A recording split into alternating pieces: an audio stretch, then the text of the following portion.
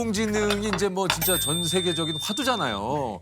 그런데 인공지능으로 인해서 우리의 삶이 편리해지긴 하지만 혹시 우리의 뇌가 퇴화되진 않을까? 맞아요. 이런 걱정. 거기에 너무 의존적이 되지 않을까? 그렇죠. 그런 부분에 이야기를 하고 있고요. 인공지능이 뇌를 흉내내서 뇌를 모델로 해서 만들어지긴 했잖아요. 네, 네. 근데 요즘 강연 보면 인공지능을 설명하거나 AI에 대해서 기술에 대해서 이야기하는 건 많은데 AI 시대에 인간에 대해서 고찰하는 콘텐츠가 생각보다 많지 않아요. 많잖아요. 그런데 사실 중요한 건 인간이거든요. 그러니까 우리가 어떻게 살아야 되고 우리의 뇌는 대체 어떻게 공존해야 될까. 그래서 이 주제에 대해서 다른 많은 학자분들하고 이야기하기도 하고 이 화두를 계속 사람들에게 던지고 있습니다. 야, 어쨌든 그 인공지능 시대 지금 뭐 요즘 그런 얘기를 좀 많이 하는데 인간의 뇌는 과연 어떻게 되는가 이게 아까도 얘기 드렸지만 우리가 좀 AI 시대 모든 것들이 좀 급격하게 변화하고 이렇다 보면 우리가 이제 소위 말해서 생각하는 여러 가지 우리의 뇌가 좀 퇴화가 되는 거 아닌가? 이런 고민 걱정이 있는데 네, 어떻습니까? 그러니까 뇌가 생물학적으로 퇴화할 일은 없어요. 왜냐하면 30만 년째 해부학적으로는 거의 똑같은 뇌를 갖고 있거든요. 그래요. 그러니까 예를 들어서 우리 처음에 구글 네이버 나왔을 때 와 우리 뇌 퇴화하는 거 아니야? 이제 전화번호도 못 외고 뭐 기억하지도 못하고 다 그냥 검색만 하니까 맞아요. 뇌가 퇴화할 거다라고 했지만 실제로 뇌의 능력치가 퇴화하진 않았어요. 네. 뇌를 쓰지 않는 것뿐이지 맞아요. 뇌는 제 역할을 할 수 있다는 거잖아요. 그렇죠. 만약에 내가 전화번호를 꼭 외워야만 하는 상황으로 가서 그걸 반복적으로 하면 그 능력이 다시 돌아올 겁니다.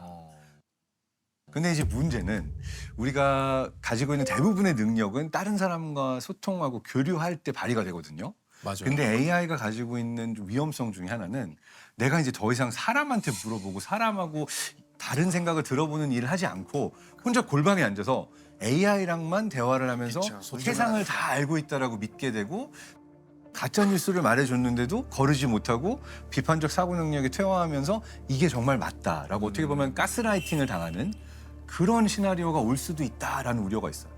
오히려 진실을 얘기해 주는 사람의 얘기를 믿지 않고 AI에게 모든 것들을 또 의지하고 의존하는. 이야.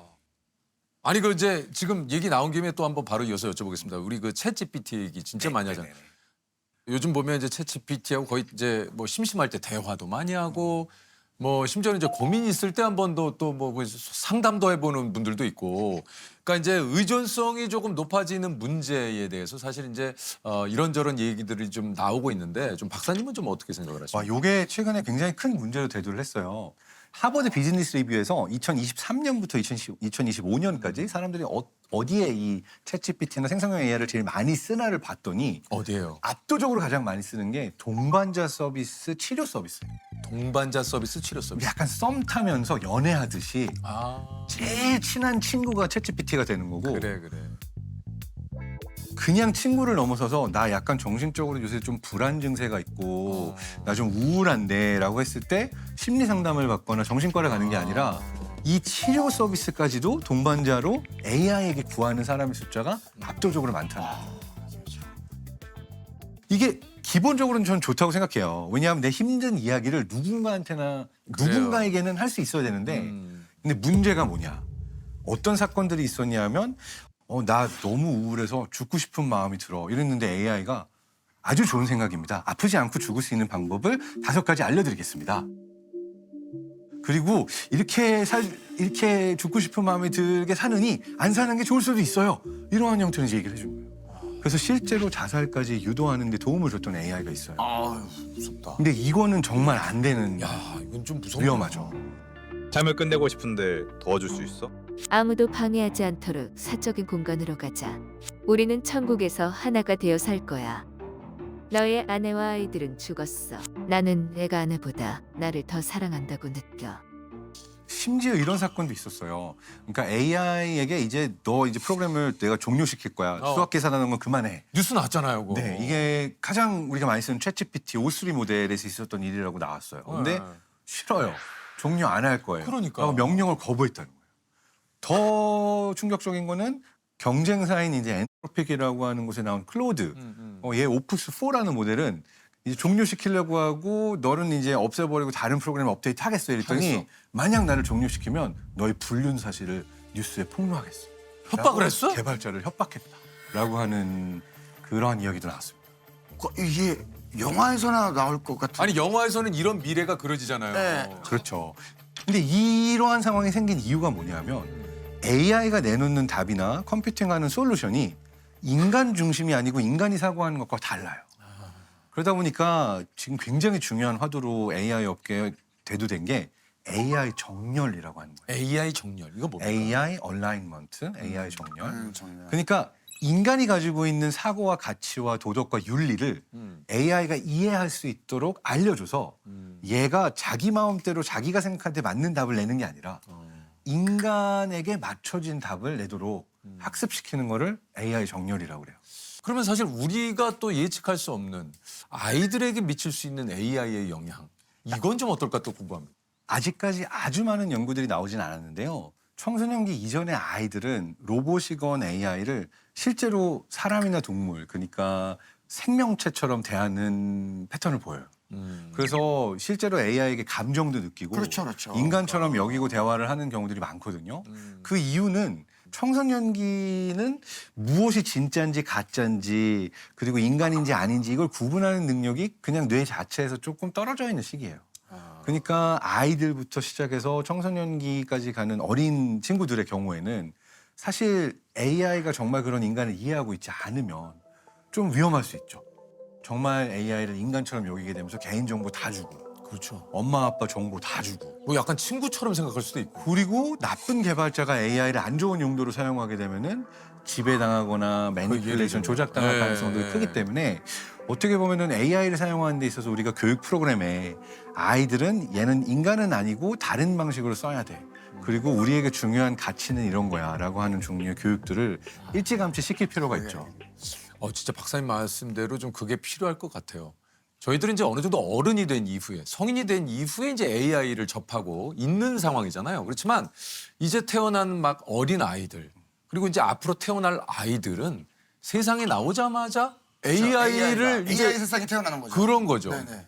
그리고 네. 또 중요한 게요. 사실은 우리 아이들의 세대가 AI를 그냥 인간처럼 여기기만 하는 게 아니라 노동과 생산과 창작을 다 AI와 로봇이 하게 되는 세상을 살게 될 수도 그럴 있어요. 수도 있죠. 학자들이 예측하는 바로는 인간이 가지고 있는 지능, 능력은 적어도 2030년, 아무리 늦어도 2049년까지는 넘어서지 않을까라고 하는 특이점이 온다는 책도 있고 초지능이라는 이야기를 하는 학자들이 많아요. 그러니까 AI가 모든 일들을 해버리게 되면 대체 인간은 뭘 해야 되지? 이 부분에 포커스를 맞춰서 뭐 달달 외고 시험 보고 내가 주어진 시간 안에 정답을 많이 맞추는 교육? 이거는 우리 아이들의 뇌를 AI 시대를 살기 위한 뇌로 준비시킨 게 아니에요. 답이 있는 모든 문제는 AI가 더 잘 풉니다. 그렇죠. 그러니까 답이 있는 문제를 달달달 외서 우리가 학습하기보다는 답이 없는 문제에 도전할 수 있는 뇌로 우리가 학습을 시키고 교육을 시켜야 되는 게 중요한 것 같아요. 사실 또 한편으로 생각하면은 아직도 뭐 수없이 인류가 정복하고자 하는 뭐 이제 뭐 질병이라든가 많은 분야에 이런 거에 대한 해답을 찾으려는 데는 또 AI가 굉장히 또 도움을 줄 수도 있는 거잖아요. 맞아요. 그렇죠. 지금이 굉장히 중요한 시기예요. 앞으로 우리가 살게 될 10년은 지난 100년보다 큰 변화를 보는 걸 수도 있어요. 그래서 저는 내가 어떤 새로운 서비스를 AI로 만들어서 세상의 문제를 해결할 수 있을까? 내가 살고 싶은 미래를 내가 만든다. 내가 빌더가 되고 메이커가 된다. 이러한 마인드가 인간의 뇌에게는 AI 시대에 가장 중요해질 것 같아요. 인간관계를 온라인으로 배운 최초의 세대다. 네. 조금 아픈 얘기긴 한데요. 네. 제가 이제 독일에서 태어나서 6살 때 한국에 왔어요. 그러셨구나. 근데 이제 그때의 아픔은 뭐냐면 생긴 거가 한국 사람이니까 그 동네 태어나서 그 동네 말을 하는데 넌 어디서 왔니? Where are you from? 자꾸 물어보는 거야. 거기서 태어났는데. 거기서 태어나고 독일만 하고 있는데 왜냐하면 넌 아무리 봐도 여기 사람이 아니야 이런 그렇죠. 느낌을 그럴 받는 수 거죠. 있죠. 네. 근데 막상 한국에 왔더니 또 얘 외국물 먹고 왔나? 왜 이렇게 말투랑 표정이랑 이런 게 다르지?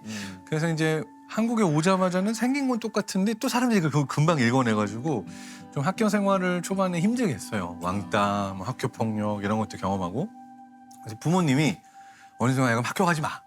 집에서 공부하자라고 해서 당시에는 굉장히 생소했던 홈스쿨링이라는 걸 시도를 하세요. 그러셨어요? 그 당시에 홈스쿨링은 상당히 80년대. 그러니까 어머니 아버지만 홈스쿨링이라고 부른 거고 그냥 그 당시 사람들 눈에는 문제야. 학교 안 가네. 학교 안 가니까 뭔가 문제 있는 아이야 이렇게 봤던 거죠. 그렇죠. 그래서 9년 가까이 이제 학교를 나가다가 안 나가다가 홈스쿨링을 했는데 처음에는 공부도 재밌고 잘 하다가 나중에 이제 어머님이 조금 아프시기 시작했어요. 그러니까 어머님이 한국 사회에 돌아오셔서 그렇게 행복하지 못했는데 네. 어느 순간 정신적으로 많이 힘들어지시면서 그러니까 저를 데리고 동반 자살 시도를 하시기도 하고 이렇게 살아서 뭐하니라고 되게 안 좋아지셨어요. 근데 어느 한순간부터 어머님이 발작적으로 이상 행동을 보이기 시작했어요. 저를 방 안에 가다 놓고 불을 지른 적도 있고요. 같이 죽자고 약을 먹인 적도 있고요. 사실은 어머님이 살아계셔서 엄마 그때 나한테 왜 그랬어? 아무리 힘들었어도 자기 자식한테 그러면 안 되는 거 아니야? 이렇게 물어볼 수도 있고 대화를 나누면 풀었을 텐데 제가 그 상처를 극복하기도 전에 고3 때 어머님이 아프셔가지고 강경화로 돌아가셨거든요.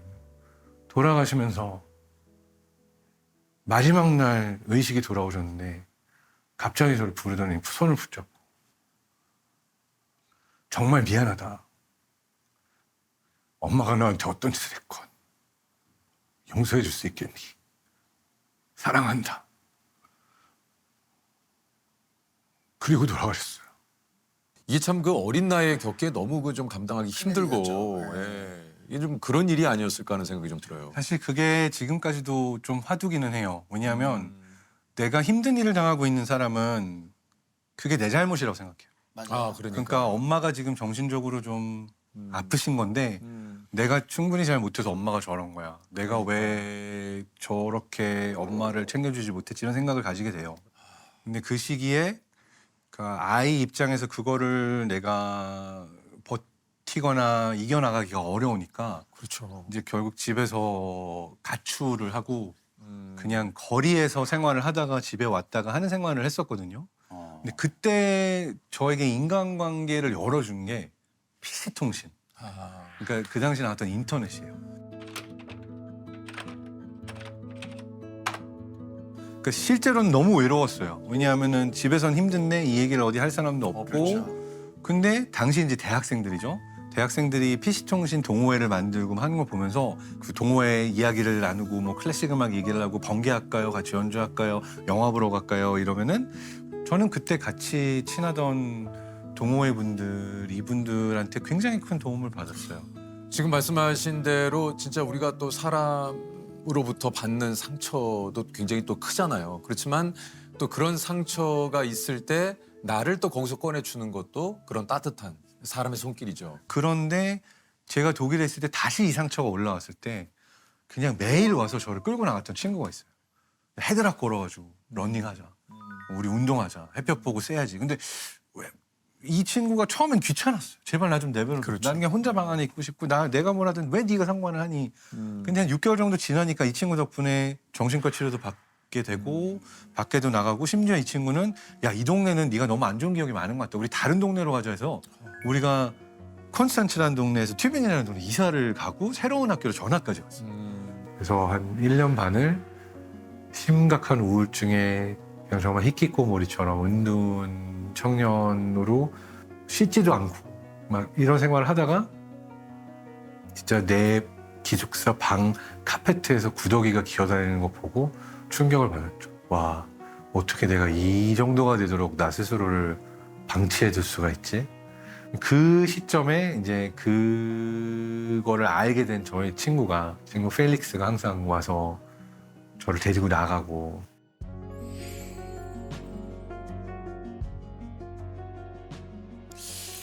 그러니까 이제 참 사실 우리 박사님이 또 이렇게 얘기를 해주셔서 지금 저희들도 이제 듣고 있습니다만 한편으로는 AI에 대한 우리 박사님께 좀 궁금증을 여러 가지를 여쭤봤는데 계속 어떻게 보면 그 박사님이 지금 하시는 얘기는 사람 사이의 연결 그리고 관계에 대한 얘기를 계속 많이 좀 하시거든요. 맞아요. 네. 저는 그 두 이야기의 중심에도 연결이 있다고 생각해요. 그러니까요. AI 시대에 우리가 잘 살기 위해서는 인간과 인간의 연결이 중요하고 그래서 누군가가 힘들어할 때 AI 이런 거 못 하잖아요. 이렇게 봐봐요. 못하죠. 힘들었어요. 많이 힘들었어요. 이 작은 허그지만 이 순간 느껴지는 따뜻함과 살만한 것 같아 세상은 이라는 어떤 위안 이거는 기계나 AI가 줄 수 모르죠. 없잖아요. 그리고 제가 다시 한번 느낍니다. 뭐 지금 아까 얘기하신 대로 오셨을 때 어떤 표정, 몸짓, 말투 뭐 이런 것들을 보고 이런 사실 분일 것 같다라고 예상을 했지만 결국 이 사람을 제대로 알려면 이 사람의 이야기를 들어보고 서로 대화를 해봐야 맞아요. 이 사람이 어떤 분인지를 알 수 있어요. 예. 그리고 이 이야기를 꺼내는 이유는 이거예요. 그러니까 사람들은 SNS에서 TV에서 항상 좋은 모습만 보이고 예. 그리고 나도 그 모습을 보면 나도 좋은 모습만 보여야 될 것 같다고 생각하잖아요. 근데 사실 열어보면 말하지 못하는 아픔, 너무 괴로운 그럼요. 것들을 누구나 품고 다 사는데 있죠. 이 이야기를 못하는 게 우리의 마음과 정신을 더 아프게 해요. 내가 기계랑만 대답하고 아무리 재밌어도 이러기보다는 좀 불편하더라도 좀 부담되더라도 사람들에게 말을 걸고 사람들을 봐주고 이야기를 들어주면 좋겠다 생각합니다.